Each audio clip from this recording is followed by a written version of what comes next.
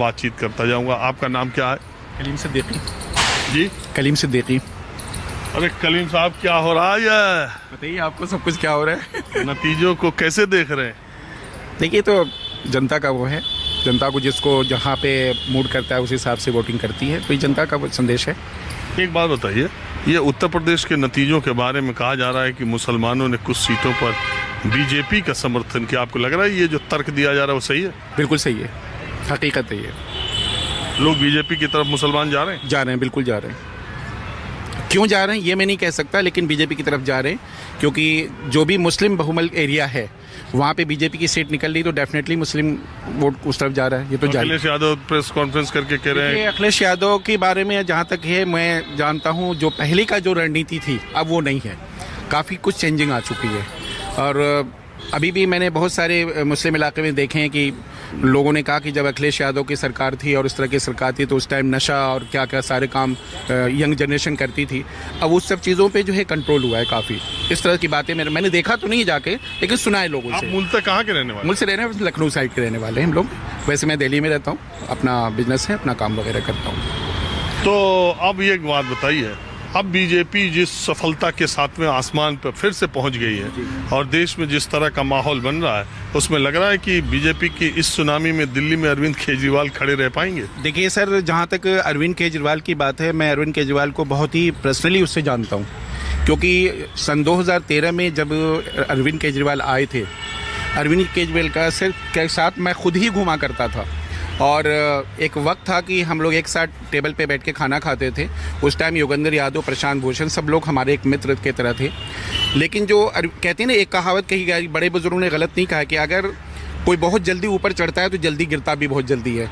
तो अरविंद केजरीवाल को एक बहुत ज़्यादा तो जिसके साथ अरविंद केजरीवाल खाना खाते थे, जो लोग पार्टी बनाने में उनका सहयोग किए, वो तो पता नहीं कहाँ गए सर, उनका तो कुछ पता ही नहीं। आपको मैं वही तो आपसे भी कोई, हमको लगता नहीं कि अब कोई रास्ता होगा। नहीं होगा सर, ऐसा है कि अरविंद केजरीवाल के साथ तो जुड़ने का कोई सवाल ही नहीं पैदा था, जितने भी हम लोग थे, क्योंकि हमारे जो मित्र थे, प्रशांत भूषण, जो लोग भी थे, सब साइड हो गए। और एक चीज़ मैं आपको बता दूं, वो तो करोड़ रुपया भी दिए थे। हाँ, मैं बता तो रहा हूँ, प्रशांत भूषण के फादर ने जितना पैसा लगाया अरविंद केजरीवाल पे, शायद किसी ने नहीं लगाया होगा। 1 करोड़ दिया था शायद उस समय। बिल्कुल, मैं उस टाइम बता तो रहा हूँ, अकाउंट से दिया। मैं अपनी जाती बात कह रहा हूँ। मैं ओखला में रहता हूँ। ओखला में खुद हमारे साथ अरविंद केजरीवाल के साथ हमारी बातचीत हुई थी। उस टाइम कौशंबी में वो था, ऑफिस था इनका।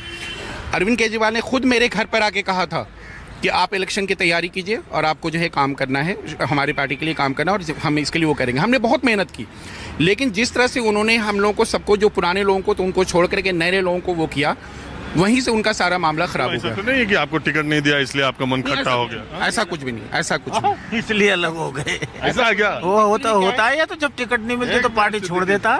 इनको आप जानते हैं? हाँ, मिलते रहते हैं भाई। जब टिकट नहीं मिलेगा तो छोड़ के जाते नहीं है क्या? यहाँ पे मैं भाई की बात रोकना चाहूँगा। टिकट का मसला नहीं है, लेकिन ये चीज़ ज़रूर है कि अगर मैं राजीव रंजन भाई के साथ हूँ, मुझे राजीव रंजन भाई मतलब कुछ ना करें हमारे साथ, लेकिन अपने साथ तो रखें कम से कम। अगर राजीव रंजन भाई मुझे अपने साथ भी नहीं रख रहे तो मैं क्या करूंगा? मैं तो राजीव रंजन भाई अगर नेता बन जाए और सिद्दीकी साहब से एक वोट का फायदा ना हो तो राजीव रंजन भाई क्यों रखे साथ? पता चले आपसे नुकसान ही हो तो? ऐसा नहीं है, फायदा होगा, जरूर होगा, वोट का भी होगा। लेकिन जहाँ तक इस टाइम दिल्ली की राजनीति की बात है, हाँ, वही बात मैं आपको बता दूं, आने वाला, एक मिनट, राजीव रंजन भाई एक बात बता दूं, जो दिल्ली का जो आने वाला इलेक्शन है, अब की आसान नहीं है अरविंद केजरीवाल का निकलना, बहुत ही मुश्किल है।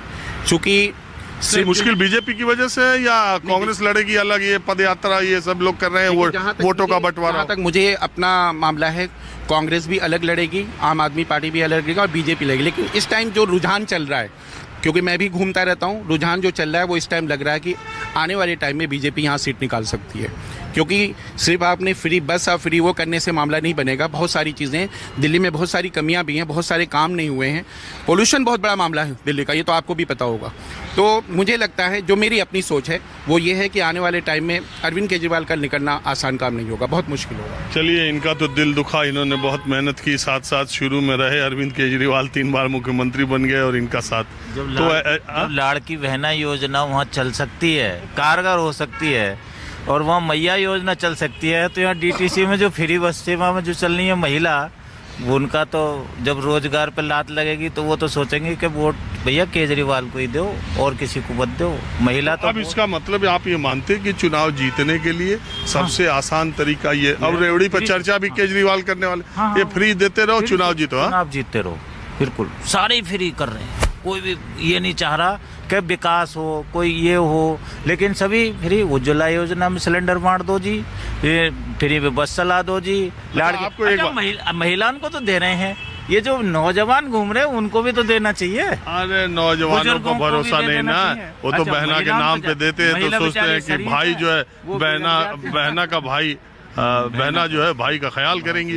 अब पुरुषों का भरोसा है, दो और फिर पता चले पलट जा, दूसरी जगह से ज्यादा ले ले। तो ये तो इसका मतलब तो केजरीवाल का जादू फिर चल सकता है। तो नहीं, आपको ये लगता है कि केजरीवाल भी बहुत जल्द महिलाओं के अकाउंट में भी पैसा डालने का? हाँ, करते रखिए उन्होंने घोषणा, और वो डालेंगे जब उन्हें दिख गया है कि महाराष्ट्र में ये कारगर सिद्ध हो गया तो यहाँ भी, और वो करेंगे, अभी कर देंगे वो तो तुरंत ही डालनी शुरू कर देंगे। क्योंकि शुरू में जो डलते हैं ना चुनाव के टाइम पे, वो असर ज्यादा दिखाते हैं। अरे अब महाराष्ट्र और झारखंड में यही असर दिख रहा है, और क्या दिखा? यही असर दिख रहा है, तो यहाँ भी दिखेगा। और वो घोषणा तो कर रखी है, डालने की तो देर है, डाल भी सकते हैं, और डाल दिया तो फिर तो जीत पक्की है फिर तो। लेकिन जो भाई साहब कह रहे हैं कि अब ऐसा पिछले 2 बार 3 बार जो जीते थे उतनी आसानी नहीं होगी, क्योंकि देखो इस बार में, पिछली बार और इस बार में अरविंद केजरीवाल में अंतर पिछली बार से ये है कि अरविंद केजरीवाल पे भ्रष्टाचार के आरोप नहीं लगे थे। अरविंद केजरीवाल 58 करोड़ का शीश महल बनाने का उनके ऊपर नहीं था। वो आदमी थे कि अरे गाड़ी नहीं लूंगा जी, बंगला नहीं लूंगा जी, और ये भी चोर है, वो भी चोर है, सब पार्टी के लोग चोर हैं, केवल हम ही सुधारने आए। पता चल रहे रोज किसी दिन बीजेपी के विधायक को पार्टी ज्वाइन करा रहे हैं, हाँ। कभी कांग्रेस के 5 बार के उन्हीं विधायकों को जिनके ऊपर आरोप लगाते थे उनको ज्वाइन करा रहे। इसी इन्हीं मतीन अहमद के लिए पहले क्या कहा था, पार्टी में ले लिया। अनिल झा को जिस दिन पार्टी में लिया उसके दूसरे तीसरे दिन उनको टिकट दे दिया किराड़ी से अपने सिटिंग विधायक को। तो ये तो सब पार्टियों की तरह ये भी हो गए फिर। तो अब वो अरविंद केजरीवाल जो पहले, अरविंद केजरीवाल वो नहीं है। राजनीति में तो अब कोई भी चीज जो ना ऐसी वो है रहे ही नहीं। ईमानदारी का तो मुखौटा पहन के आते हैं और ईमानदार रहते ही नहीं है, कोई भी नहीं रहता। क्योंकि बीजेपी भी वही कर रही है, भ्रष्टाचार के आरोप लगते हैं उनको बीजेपी में ले लेती है, और जो उसको टिकट नहीं मिलता वो बीजेपी छोड़ के किसी और पार्टी में चला जाता है। देखिए एक बात तो तय है कि ये जो महाराष्ट्र और झारखंड के विधानसभा चुनाव के नतीजे आए हैं उससे एक बात तो साफ हो गई कि देश में परिवारवाद और भ्रष्टाचार अब कोई मुद्दा नहीं रहा। भारतीय जनता पार्टी ने पूरे समय एनसीपी और अजीत पवार को भ्रष्टाचार के निशाने पर रखा। उनके एक नेता थे सांसद, अब उनका नाम नहीं लेता हूँ, बड़ी लड़ाइयाँ उन्होंने लड़ी, बड़े खुलासे उन्होंने एनसीपी और कांग्रेस के भ्रष्टाचार के नेताओं के खिलाफ उन्होंने किए। अब वो भारतीय जनता पार्टी के नेता खुद ही महाराष्ट्र के कहीं दिखाई नहीं दे रहे हैं, और हर मंच पर अजीत पवार बीजेपी के नेताओं से गुलदस्ता देते दिखाई दे रहे हैं। और गठबंधन में अब तो पूरा शर्तिया तौर पर, ऐलानिया तौर पर अजीत पवार एनडीए के सदस्य के तौर पर हैं, और जो भी सरकार वहाँ पर बनेगी महाराष्ट्र में उसमें अजीत पवार के पास फिर वही मुझे लगता है कि फाइनेंस मिनिस्ट्री होगी, फिर उसी तरह से वो पुणे के प्रभारी मंत्री होंगे जैसे कांग्रेस के ज़माने में वो रहते थे। और राजनीति के बिना कुछ हो ही नहीं रहा, और वो जो है उसी तरह से रहेंगे। तो इसका मतलब कि अब दूसरी तरफ हेमंत सोरेन जो भ्रष्टाचार के उनके ऊपर न जाने कितने आरोप लगे, खुद ही मुख्यमंत्री रहते हुए खदान के रिन्यूअल कराने का आरोप लगा, ईडी ने जांच की, मुख्यमंत्री रहते हुए जेल जाने वाले देश के पहले नेता बने। बावजूद इसके जब नतीजा आया तो अभी हाल के दिनों में झारखंड में इतने बहुमत से किसी ने सरकार नहीं बनाई। बीजेपी यानी एनडीए से इंडिया गठबंधन 2 गुने से ज़्यादा सीटें पाने में कामयाब हुआ। महाराष्ट्र के नतीजों की तो बात ही छोड़ दीजिए। चाचा, आप क्या